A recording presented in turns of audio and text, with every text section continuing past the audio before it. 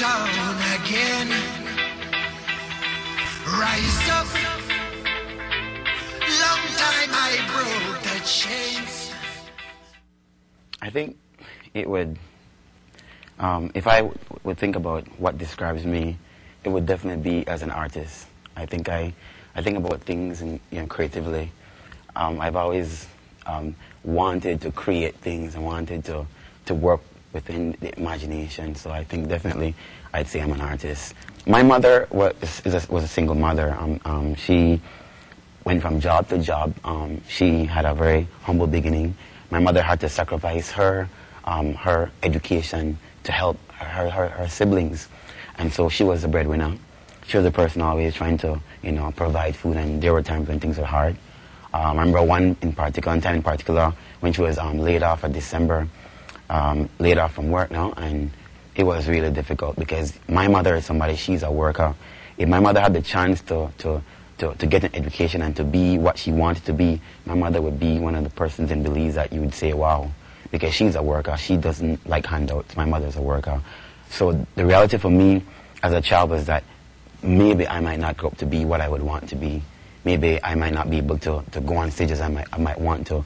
Maybe, because I wanted to be a lawyer and a dancer. When you're young, you mix up your dreams, but that's a child, But I think I always wanted to be somebody that made a difference. I wanted to have an impact. But when you're struggling for food and your own house, you can't see your own dreams coming true. You don't think about making an impact. You're thinking about surviving. So I think my reality, to be honest, was just trying to get by. When I think back at the toughest moments I could in my life, it would definitely be when I was a teenager, going to high school and having to hide from my friends that I didn't have food. When people were calling me a failure because I was not cutting it in class. They knew nothing at all about the struggles of my life. They didn't know that if my mother didn't provide for me, and when she was not able to, I had a difficult time in class.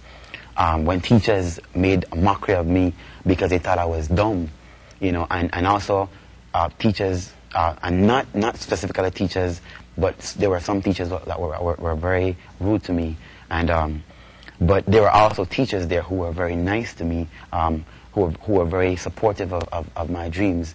But if I could really go back to that time and say the most hurtful days, it would be when I was teased and mocked about not being able to keep up. Because a lot of times I think that people don't know what young men go through. When we have to compare ourselves to other young men, who have what we don't have, might be a simple family. So it would definitely be the days when I was in classroom and there was no food, and I had to be in class trying to get this math or get this English, but I just wanted something to eat, but I couldn't say it to anybody. Being 13, 14, you're not going to tell that to your best friend or to your friend. You're going to keep that a secret because that's embarrassing. The things I did to nurture my talent, to improve on what I do as an artist, is to just I try to surround myself with people who encourage me, people who saw something in me that was bigger than I even saw. People who would encourage me to do classes or to get involved with groups that did what I did.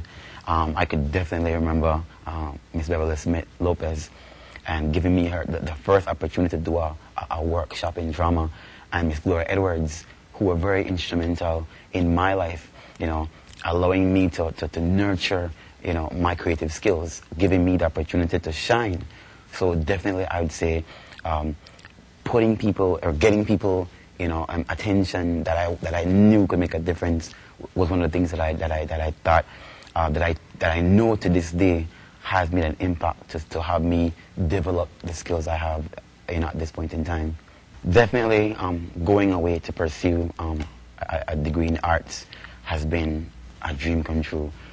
It's like walking in the clouds. I think God has been so wonderful to me and giving me an opportunity to live my dream. Not a lot of people, especially in this country, get to live their dreams. There are so many people that can tell you that I wanted to be this, I wanted to be that, but it wasn't possible. So I'm glad that God's, gave me this opportunity. And in making a contribution to my country as an individual, I think that's a responsibility I have. Because I don't have to stand by now and watch other young people go through what I go through. You know, if I choose to tell my story and I choose to speak with other young people, and even using my dance company, New Generation, trying to show young people that things can be different if you just, you know, work harder and do something different with your life. And I think that's my contribution. And that's not just something I want to do. I think that's a responsibility. Because I cannot look at anybody else and judge them for what they don't do if when I get the opportunity to change things, I don't try. So definitely I know coming back to my country and working with young people, you know, is another, you know, stage in my blessing. So definitely I have a responsibility to this nation and to young people who came from where I came from.